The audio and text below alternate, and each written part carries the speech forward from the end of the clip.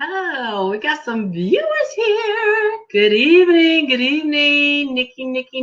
Hermione, Denise. Well, one good thing about it, and I might have prepared for this before I saw my face on screen. I was saying to myself, when I finally see my face on the screen, I'm not gonna be scared. Because usually I scare myself. Go, whoa! This time I was determined not to do it. You think I'd be used to it by now? So anyway, it's straight up 6 o'clock, and we're gonna give it a couple more minutes to see if anybody shows up. How are you all doing today? You always say that, Denise. Anyway, so I don't guess I'll scare the crap out of myself anymore from here on in. So we're gonna give it just about a minute or two. You might hear a little background noise, and that's today. That's because that's my fan. Because when I got home from church today, I had to turn off my air conditioning unit because when I went downstairs, there was a little problem with the inside unit. But not to worry. It's a bit of an inconvenience, but it's no fire, it's no flood, and it's no medical emergency. So I'm sure I can deal with this inconvenience, overnight and take care of that in the morning. So anyway, today I'm going to be interviewing Sabrina Mays and Hermione Alease Carnes, both of whom I know are not nervous in the least. Okay, so I'm going to read briefly from each of their bios. I probably won't read it all because as we talk, you're going to be finding out more about them. And so I'm going to have Hermione come on first, but let me do just a brief introduction. Hermione Alease Carnes is chef, chief hospitality engineer for fabulous events. I'm liking that, for fabulous events, not just run of the mill, but fabulous events. And owner of Elijah's House of Food Services, LLC, doing business as Alease's Edibles. She began her catering service in 2001 in Fairfield, Alabama. She has worked as a chef instructor, personal chef, pastry and baking service contractor, and pop-up restaurateur. She obtained a Bachelor of Science degree in accounting from the University of Alabama at Birmingham and Associate of Arts from the culinary school at Virginia College. Hermione believes that all of her gifts, including training and writing, have enabled her to touch lives that she never would have encountered. Okay, there's a bit more. We're going to talk about that as I have a discussion with her. So, Hermione, I'm going to go ahead and bring you on, and then Sabrina, in just a minute, I'm going to introduce you as well and bring you on. So, I'm ready to invite you, Hermione.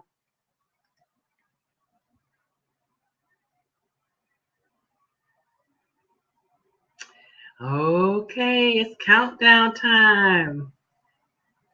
19, 18, 17, 16. Last week we did a test during the end of the interview with Dr. Maleth and Patricia,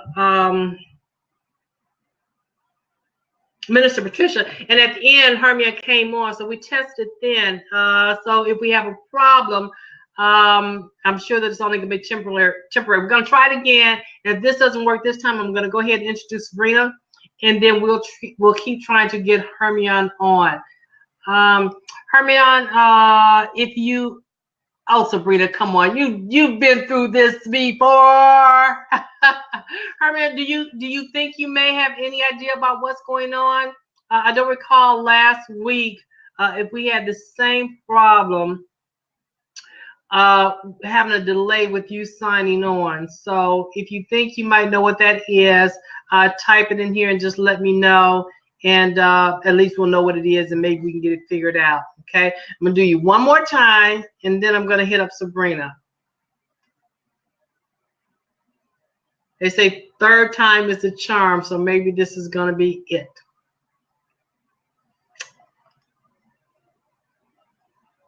Hermione says, ditto, Sabrina. She's nervous too. Come on, Hermione. That's right. Come on. Connect.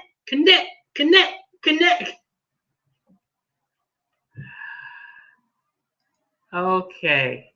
All right. We're not going to give up all hope. So I'm going to go ahead and introduce Sabrina.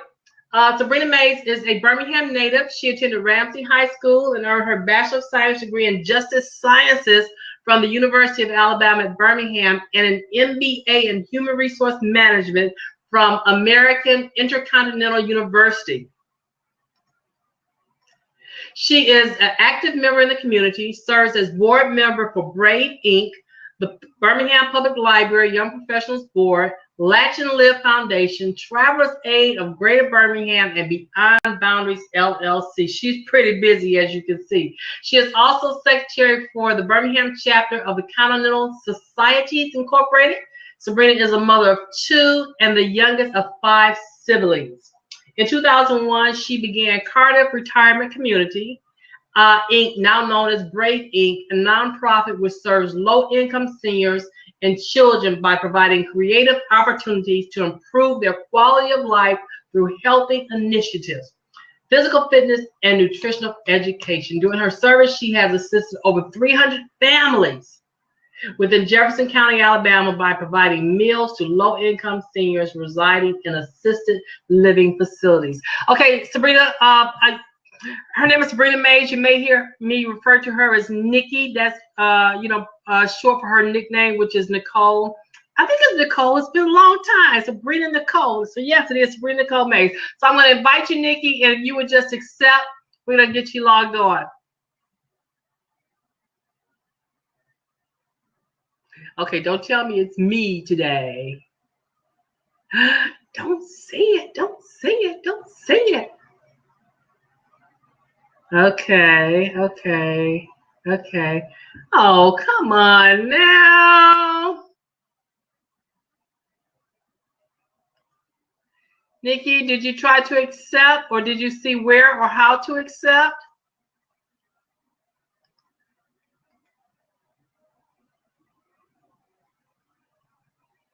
Hey, Janora, we're having some issues here for just a second. There she go. Hey. Look, now that I don't scare the crap out of myself, I'm still going to be very excited when people finally show up. I'm just going to be overjoyed. So, like, give me five. Look on that. Very good. What was the problem? What happened? I changed to my tablet. You did? Okay. All right. Well, you know what? It's all a learning experience. This is still a new platform. And, eventually we'll get over the kinks. If one thing doesn't work, we can always try something else. I have done your introduction. I'm going to try to get Sabrina in here again. Nikki, were you on a laptop at first, Hermione, or desktop? No, I was on my phone. You were on your phone. Okay. So, Nikki, I don't know what you're working from, but Hermione was on her phone and she switched to her tablet. So maybe you're not connecting because of your device.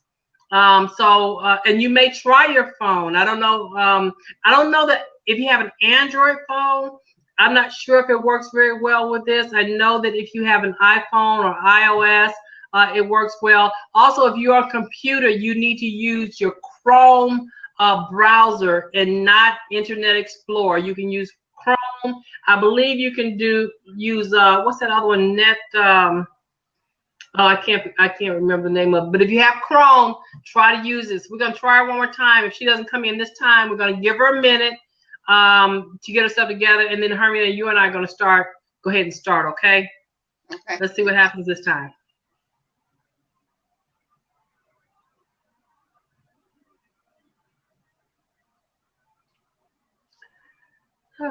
I don't know why I got this song over here. Bernadette!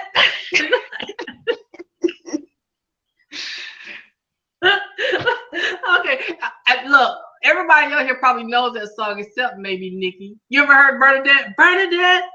Okay, all right, so we're going to go ahead and get started with Hermione Carnes. How are you today, lady? I'm doing great. Doing great.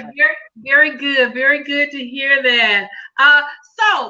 And let me just do a brief introduction. My name is Sharita Cadenhead. This is Renew, Refresh, Reset Your Life. And this is my podcast, and I have an associated blog. And what I like to do here is talk with people and interview people who have made some major changes in their lives, or some significant changes in their lives and what they do for a living, some adjustment that they've made personally along that level. And then sometimes we talk about some stuff that's a little uncomfortable to talk about, okay? And the good thing about that is that somebody always benefits when somebody steps up to a plate and talks about those things that are a little bit uncomfortable, okay? So Hermione is a chef in Georgia. Is that right? Do you operate anywhere else outside of Georgia? Alabama too. Okay, you work in Georgia and Alabama. You've been a chef since 2001. Now, and I was reading a bit of your bio. Of course, Hermione is a co-author on the One Word book. Hang on a second. Nikki, you might try logging completely out of your browser and then reconnecting in Chrome. So why don't you try that? So in your bio, it seems that to some degree you knew well before 2001 that you were going to be a caterer, right?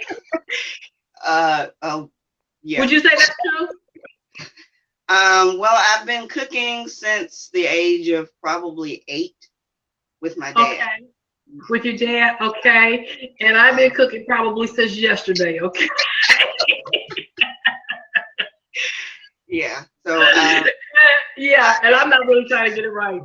I had the easy baker oven and the little pouches with the mix and the little oven, things like that. I did it in high school and did it in college to make extra money. So I just didn't really realize you could actually go into business and like really. Until when? Until when did you realize? Until after college, really. Really? Yeah. And so. And I just had my friends, they were encouraging me, well, you should do this. And I'm like, well, no, let me get a degree and go to work, get a job. That was my path. Yeah, but you said you didn't think you could do this as a business. And I mean, surely you knew people that did this as a business, right? Yeah, but I just, I didn't think I could do it. You didn't think you could do it. Okay. Now, see, that's a big difference right there. That's a big difference. And so, I mean, really it is, because surely you eat, right? You were eating this. So you had to know. So, and so was that you? Okay, you said you didn't know that you could do it. Was that a confidence issue?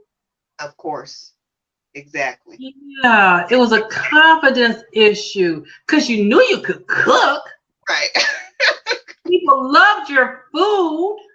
Right. People were encouraging you to do it, so that element was there. So what changed to go from not having confidence to being confident enough to step out and say, I'm going to give it a try? I believe it was my faith level in Christ. I didn't really start until after my father died. Okay. So just he and I would talk about different things, and he would just encourage me, hey, you can do certain things. And I know something about him leaving encouraged me to step out. And like I said, also my faith strengthened at the same time. Yeah. So he while he was living, he was always encouraging you to step out. Okay. And so I'm not really going to get into the afterlife, something like that or anything like that. But, people speak to you well after they're gone. Does your father still speak to you? I mean, do you still hear his voice? And I'm sure you probably, I won't say I'm sure that you do, but yeah. And so there's would they be moments where that he's maybe spoken to you before, but like, did I tell you? Okay. What did I tell you about that? Is it that kind of moments where he shows up? Yes, exactly. And a lot of things, I did mention dreams, but a lot of times things come through my son, and I have to look at him and say, okay, he, that's something my dad would tell me, because my son encourages me as well. Okay, so come through your son how? Like when people meet Seth, they automatically know that he's like an old soul, because he does a lot of wisdom to be 7. Okay. Oh, he's 7. Okay, yeah. So he would just tell me things like, he's been encouraging me now, Mom, you need to get on a cooking show. You need to do Chopped. You need to do things like that. And he's the one running around with the camera and the cell phone videotaping me while I'm cooking. He's the one doing it. Oh, really? Yeah. So, like, look, you're gonna. So, like shows like that, you have to do the demo. Is that what he's doing? He's preparing your demo tape. Yes. Is he really? I think that's great. I think that's great. How do you feel about being on camera?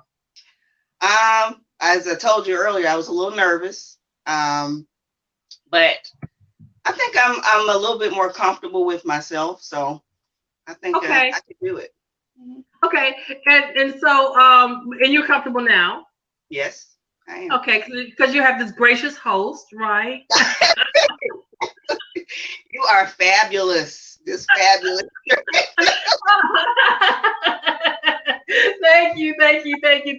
Well, look, I think that's really good of your son to encourage you like that. And he's absolutely correct. So are you giving some thought to these shows? Like actually, but I don't anymore.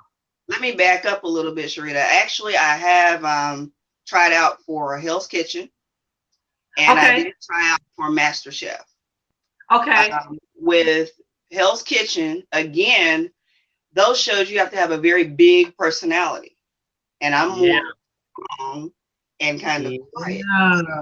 I didn't go past the first round, but with Master Chef, I passed the second round because they love me, but again, I'm just kind of withdrawn. Yeah. Let me think about that. What can you? So, and I'm assuming that you're going to try again. Yes, I will. Okay. Well, first of all, back up because Hell's Kitchen and Master Chef. Okay, how much? That's a strong personality clash right there. I mean, you got, your skin. You got to prep your skin for that. Exactly. Because, I don't know. It's like you got to put on a layer of leather to deal with him because he's tough. Yeah, but I agree with a lot of the things that he says. So I think I would probably do, as far as technique and food wise, that I think I would. Yeah. Okay. I follow the same ideas as he does. Yeah, okay. So if you go on Master Chef or Hell's Kitchen, let's say if you make one before the other, would you still be able to go on like, let's say you made Master Chef, okay? You went there and you made it. Would you still be able at some point to go on Hell's Kitchen? I don't believe you can. I don't believe you can. Okay. Well, I hope you get on the one that you want the most, okay? I'm not going to say which one I'd like to see you on just for your own sanity's sake, and so I won't be freaking out, okay, when I see you. Okay, but I hope you get on whichever one of those you want. Are those the only ones that you're trying for? Yeah, for right now. Okay. So, but I heard you mention Chopped. Yeah. And that's is that a fast paced? I have had a friend tell me to try for that one too. So I don't know. It just depends. Yeah. And I know that they're recording all that, and I'm wondering if Chopped is as fast paced, because it seems a lot more fast paced than Master Chef, and Hell's Kitchen, because does it seem that way? We're talking cookies, so I'm not the expert. I'm not the expert. Well, I've been in certain situations where you had a certain amount of ingredients on a certain amount of time, and you had to just get it done. So it would be just. It probably wouldn't matter, right? You're gonna do it in 30 minutes or 30 seconds or whatever, or you're not, right? Okay, I got it. Well, look, let's backtrack for a minute because I know you worked at Bell South for a while, right? Okay, and were you doing it? You were at some point. Let's say this because you weren't ready to go out on a limb then. Okay. And so, and you know how we do, especially when you got an entrepreneurial spirit, you hang on to that safety net. Exactly. Okay. Did you like what you did at Bell South? I like the training. You don't think you don't think you have to go back, right? Because we can talk about this if you don't like it. Tread lightly. I enjoyed training. I did. It's just something about seeing that spark go off in a person. And I like getting to know people and figuring out where they can learn. Right. For them. So that was very interesting to me. You trained? Yeah, I trained the new customer service reps. Particularly, I trained a visually impaired service rep. Okay. So, all right. And you were there for how long? 5.5 years. 5.5 years. And so when you what was going through your head when you said, okay, I'm leaving? Hey, what was that thought process like? Well, like, how long had you thought about leaving? And once you thought about it, how long did it take? How much time did you spend saying, okay, I'm leaving. I'm gonna do it for real now. I'm doing this. How long of a process was that? Really about 1.5 years. About 1.5 years. It began to weigh down on me because I was catering, and catering is not easy. It's not like you can, I don't mean to put down any other profession, but it's not like for a couple of hours, but it's a lot of time and temperature and just a lot of other avenues that go into it. I was tired. Like I was working the 9 to 6 or whatever shift I had, and then I had to make sure that the food was perfect and on time. So I'm like, okay, what's gonna happen? I can't make it. I've got to decide what's gonna be done. So. Yeah. So it took about 1.5 years. But like the last 6 months, that's when I received a word from God. It was Hebrews 5:11, and in that particular scripture, it talked about how your faith being small, and I think he compares it to milk, and you're wanting to eat meat. You have to grow like a baby. Yeah, right. Okay. For me, that's what ignited that for me. Yeah, and so what kind of support system did you have during that time period? So, I know your friends were encouraging you, okay?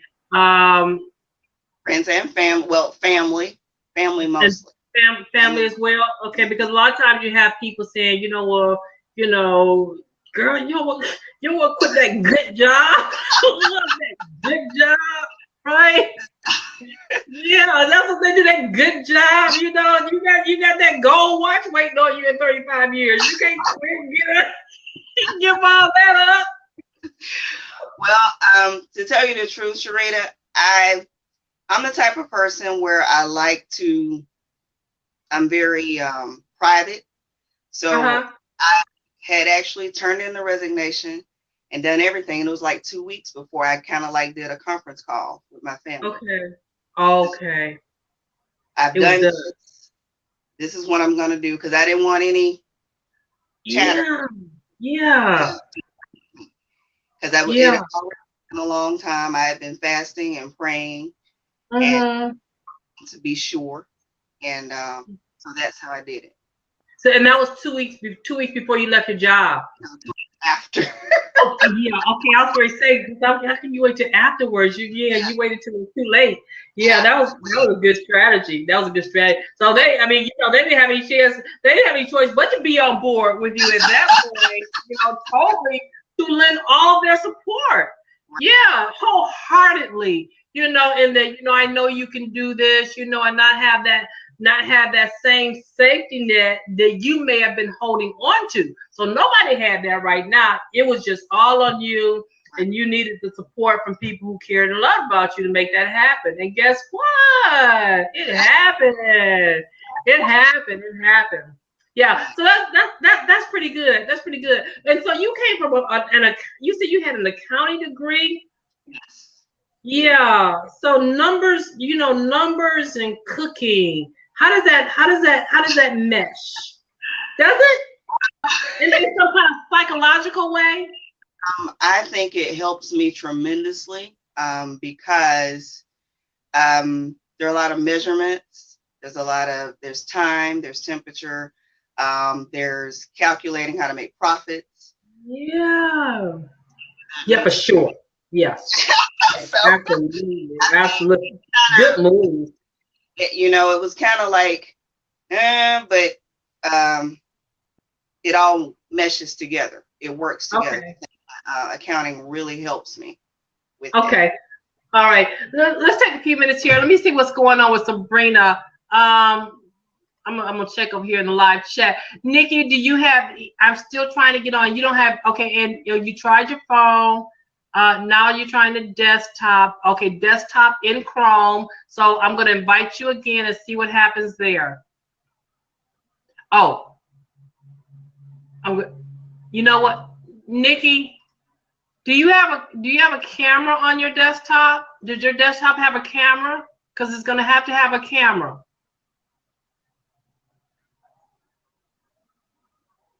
Yes, it does. I don't know what's going on there. And you did keep saying fail to publish.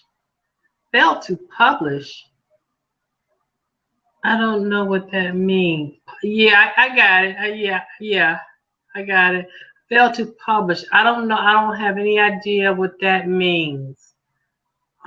Because you are so when I hit invite, do you see something that says accept? I think that's what you're supposed to see. Something that says accept. Yes, and you hit accept. Well, I don't know what to tell you. Could it be your location? Could it be your location? Uh, you're maybe at a bad spot where you are, maybe moving to another room or something like that. Let's try that and see what happens.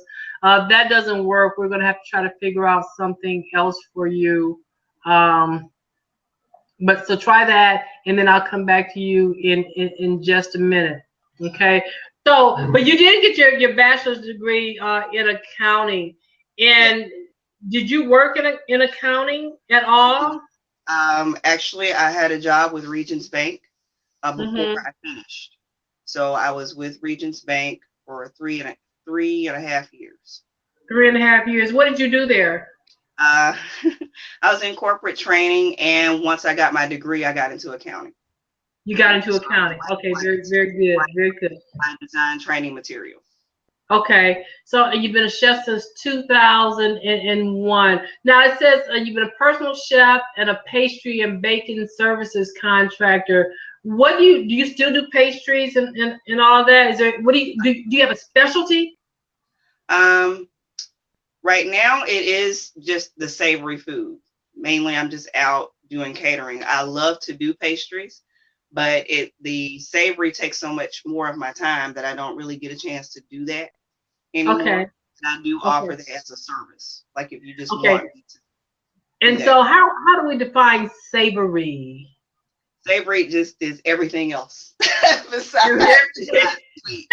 everything else not pastry. So if you ask me how would I define savory, I would say mouth watering. Okay, food is mouth watering. Okay, because like right now I'm thinking, boy, I could just use a juicy something, And so to me, that's savory.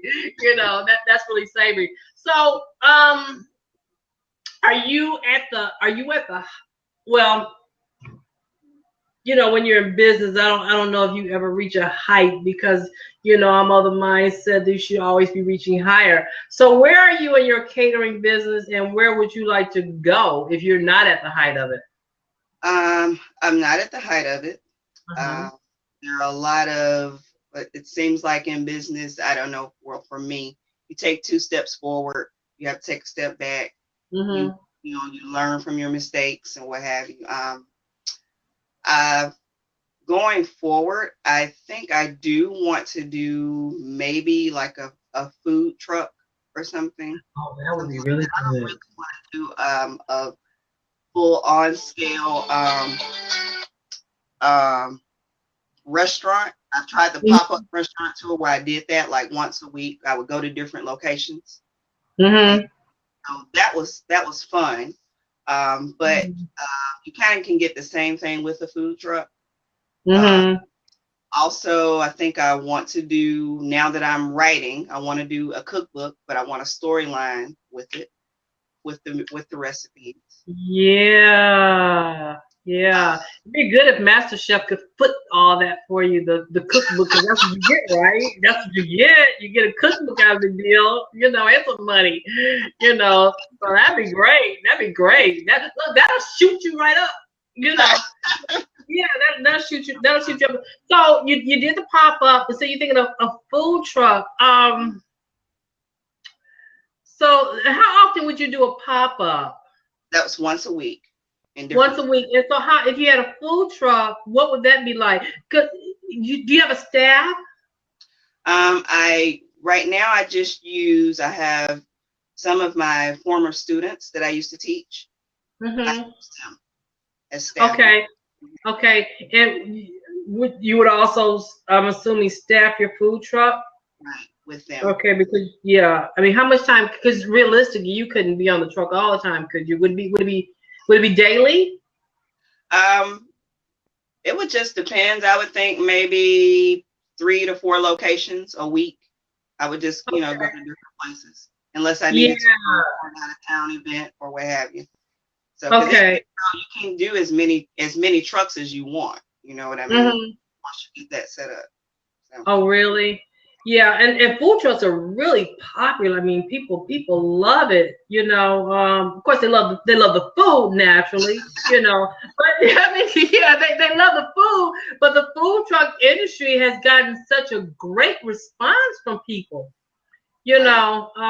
Yeah, I mean, I know some people that I mean, I work at UAB, and I know people who, particularly students, they rarely go to the restaurant. They would take the food truck, over a restaurant for lunch just because they rave about it so much.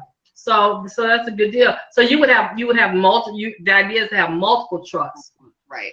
Hmm. Yeah, and that's not nearly as intensive as having just a standalone restaurant, huh? Is Uh, that the restaurant is it's a it's pretty intense work. The food truck is intense as well, but yeah, I enjoy the variety of just being in different the places. mobility? Right. And yeah, okay, Also okay.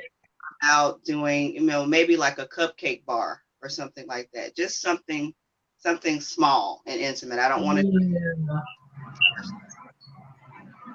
A cupcake. So a cupcake bar. What exactly is that? just a place where you can go just to get different type of specialty cupcakes and sit down and maybe drink coffee or tea or Like a something. Starbucks? Right. Oh, that would be yeah, that'd be good. That'd be good. That'd be good. Yeah, that's good. That's good. I'm just thinking because I don't know. You all know I'm trying to lose a little weight, right? Okay, so we can't stay on cupcakes too long. We gotta be moving on. We gotta be moving on to another topic real soon. Give me a diet coke and that cream filled cupcake or whatever. So, but in long term, Mhm. beyond the food trucks, do you think that there will ever be a time where you might want a restaurant, or that's just hard to say? If it happens, if that's what God feels that I need to do, I'll follow it. You'll follow it. Okay. Okay. All Now, right. it's pretty hard work. It's pretty hard work. Yeah. A lot of Well, people see the glamour of it. It's not a lot of oh glamour. no, I can imagine that. I don't look. I'm like, I don't know how these people do it. You gotta be here 5 o'clock in the morning. Of course, the only thing I have to go by is like Hell's Kitchen, right? So So that's not a great example. And all those other food shows, which are such high pressure. But now, even not just kidding, but even beyond that, these restaurants and some restaurants, any restaurant that I frequent, there's not fast food, just a dining style, a restaurant. You think of how early they have to get there in the morning, be prepared, finding your staff for the kitchen, great wait staff, a massive amount of personality to deal with. I imagine, and this is any workplace, but 100 times in a restaurant when you have different personalities, you have when you have egos probably to deal with when you're trying to staff the restaurant, okay? Yeah, so I'm not trying to talk you out of anything. I think, because, Stewart's West didn't exist. I don't know what I'd do for some of that noodle soup I love. But anyway, so we'll see about that. But I hope the food trucks, come into fruition. So you do out of Georgia and Birmingham. If you had food trucks, would you have them in both locations? Yes. You would? Okay. Yeah, so in talking about a restaurant, but operating out of two different states, so yeah, that's got to be tough too. So I think, I think you could probably weather the restaurant too. And I'm not trying to talk you into a restaurant. I'm just thinking about, the level of your psyche, to manage all this, particularly in two states. In either case, it's got to be pretty intense. Right. No, yeah. I think if it comes to me, I'm at the point right now, if it comes to me, if I get a feeling about it, then meaning it's already gonna be worked out. I'm gonna try to push for it. I'm gonna take the opportunity. Yeah. Okay. Because if God give it to you, He gonna give you the plan too anyway. So that's just a done deal. But so, would you do the cupcake thing on the food trucks? Yeah, because you have some trucks that like at UAB, there's some trucks that they have some kind of, I don't know, when my grandson was going to camp, this, I forget the name of the truck, but it showed up every Thursday. I don't think it had food, it just had some kind of drink or something. Yeah. And yeah, I think people would. I think people would, knock people out of the way to get to a food truck that has specialty cupcakes. I do. They look forward to that. They would. They look forward to that. They've been looking for the cupcakes for the meal, and then the truck next door with the food for the dessert. That's how people work. They lust after stuff this delicious. So that'd be a combination of sweet and savory. Hey, see there? See? I'm talking the talk now, sweet and savory. Yeah, you're so silly. Okay, has anybody got? Let me see here what we got. Still, Sabrina, Nikki, I don't know what to say. My daughter needs to work with her. Yeah, Sabrina's daughter, Chloe, loves to cook. Okay. Yeah, she loves to cook, and really, I think at one point, and probably. And I know Nikki's been looking, and at some point I try to make some connections with people because I understand that you have to train to go on these shows. Okay, so you and Sabrina may need to talk, and maybe you can either provide some pointers or some help in some kind of way because I understand that I haven't had any of Chloe's food, but I understand she's a talented cook. She's a talented young cook. Yeah. How does Chloe? Nikki?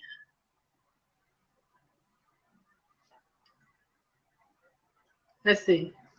How does Chloe, Nikki? She's 10. She's 10, and she loves to cook, and she's really into these cooking shows. She's she's young, she's smart, she's committed. Yeah. Look, we get a lot of grown folks tonight. We can't even say all those attributes about, right? So, yeah, already at 2 years old, and one of her things she wants to do is go on like MasterChef, because they have the thing for kids. So I'm pretty certain that she'll do that. So, we got the book, and we're not gonna really talk about that. We're gonna do that on another episode. And since we couldn't get Sabrina on here, and she and I will probably try to figure that out after we end this. I wasn't doing a test, particularly with those who have been watching, because you all have kind of seen how it goes. So I'll have to work something out with Sabrina to see how we can get her on, and perhaps she can come on. Next Sunday is supposed to be Carol, Nikki, and she's being interviewed, I think, by herself. So we might can get you on with Carol, because Thursday we have Denise and we have Donna T. Brown. So maybe we can get you on next Sunday with Carol. So for anybody who wants to be a chef, what would you? Okay, very good. What would you say to them? For me, technique is important, but know your customer. But know your customer. Know your customer. You have to, because with any kind of business, they always say, well, you have to know who your customer is.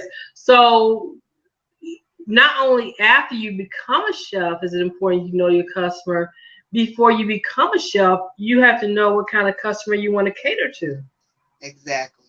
Yeah. You do. You have to know that. You have to know that.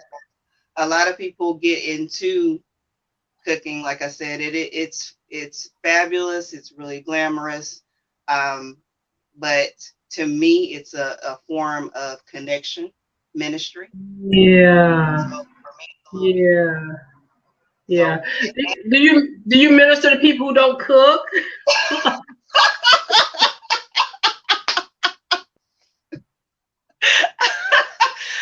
Yes. For those of us who don't care if a house has a kitchen,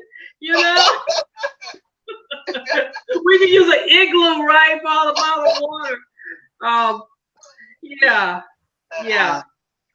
And just like I had an intern that worked with me last summer, and she was torn between majoring in hospitality and majoring in nutrition sciences. And I encouraged her to do both, because she could, to take it on both, because you're going to need that on down the line. You need to be able to meet the customer where they are. And a lot of trends are going towards better eating, healthier eating. So that nutrition will in turn, help her with that. So yeah. That's true, and even in hospitality, I mean, you have to, particularly with with people who have certain dietary needs. Okay, even in hospitality, she has to understand those nutritional needs and be able to and serve those people at the same time. Okay, so with transitions into to health and diets, and I don't know a lot about this, and you may have to explain some things to me, okay? So let's talk about vegan, because I hear that and I don't really know what it is. I keep I don't really know what it is. And vegans are people who do not eat. I guess it's anything that is able to, I guess, like possibly reproduce, because they're not going to eat milk. Well, they don't want to drink milk or eggs or anything like that, or cheese. But it's just okay.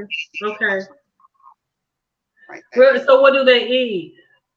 Just fruits, vegetables, anything, like I said, that comes out of the ground. Okay, fruit. Okay. Yeah. Okay. You know what? That's the best that anyone has ever explained that comes out of the ground. How about stuff like bread? Because I hear when people talk about vegan or yeast, is it something about bread or yeast? Too. That is grown from a different plants. That's grown from the ground as well. And your wheat for your flour, things of that nature, all of that is still plant. Okay, so they do eat that. Okay, I was thinking that they didn't. Okay, but no cheese or anything like that. Well, okay, all right. A vegan type cheese, but it's still Mm-hmm. the materials Okay. that make it up are still plant-based. Okay, and so we have vegan, and then there's another term that's fairly let's say new, but probably only new to me. I forget what this vegan and oh, I can't think of the name of the word.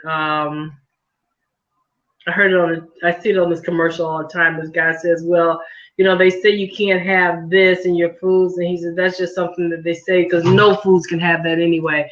Anyway, so if that comes to me, I'll go ahead and ask you. So anyway, so you're doing the one word book, and we're going to be talking about that probably next month in September. I'm going to have all the authors come back. I probably will have at least 3 of you at a time, and we're going to do it in successive days rather than twice a week. So we got to get all that done in 1 week. But I will ask you. I read your chapter. I loved it. I love reading stories or things that makes me visualize while I'm reading it, while I make me feel like I'm in the moment. And yours just happened to be listen, and so I was very tuned in, to what you were saying, despite the subject of cooking. I was still tuned in. I was still tuned in. I was very much tuned in, and to me, that's what storytelling is all about. I reviewed a book for a young lady that reached out to me on Facebook, and it's a book of poetry, and she asked me to do a review, and it was a very good review because usually in poetry, poetry is almost like those very personal thoughts. And so when I read poetry, that's kind of, they're just sitting down and writing, and this is what they're thinking at the moment. So it puts me in somebody's head. And so that's what your story did. It put me inside of your head. So anyway, so since we don't have Sabrina, and Sabrina don't leave home, because I'm gonna call you right after and see what's going on. We can talk about what's happening with you, so you'll be ready next Sunday. Anyway, Hermione, I want to thank you for coming today. And also thank you for doing the test the other day, for thinking about doing that and bring it to my attention to see if we can do it while we were doing the other interview. So that was a really great idea. I see you got great lighting tonight. Yeah. I'm like, just look, don't come on in the prayer closet, okay? Because that'll give you good lighting. Okay. Yeah, so very good. Well, listen, everybody, thank you for tuning in. I sure appreciate you. Did anybody have any questions for Hermione before we get out of here?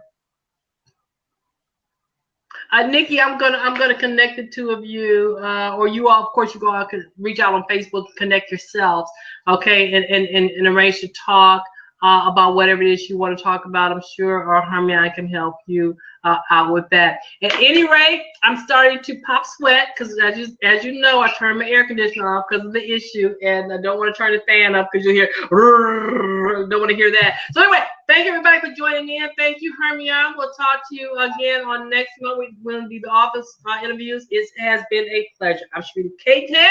This is Renew, Refresh, and Set Your Life, where we talk about people who make major changes in their life, of which writing is one for you. Is writing a new thing? Do you journal? Yes, I do. But this was something. Well, you were about to end, so I won't go into the story about. No, yeah, go ahead. I want to talk. Go ahead and talk about that. No, really. When I saw your post on Facebook about the project, and I knew I would journal and write sometime, and I just began to pray, and I asked God. I was like, Lord, I want to use every gift that you've given me, and so yeah, opportunity presented itself, and once it did, and I was like, okay, I'll give it a try. But I remember back in college, I had one of my professors tell me, after she read the paper, she said, if you do not go into business or become an accountant, she said, please write. Please write. Well, all of the authors, I feel like, going to do a book. I know some already have some in the making, but I think it has probably sparked something new in everybody who's taking part of the project, and that you know, I think that's wonderful. I hope that we'll all be reading each other's book. Anyway, we're out of here. I'm Sabrina Cadenhead. Good night, everybody. Thank you for joining. I'll post the link to the replay in just a little while. Have a good evening.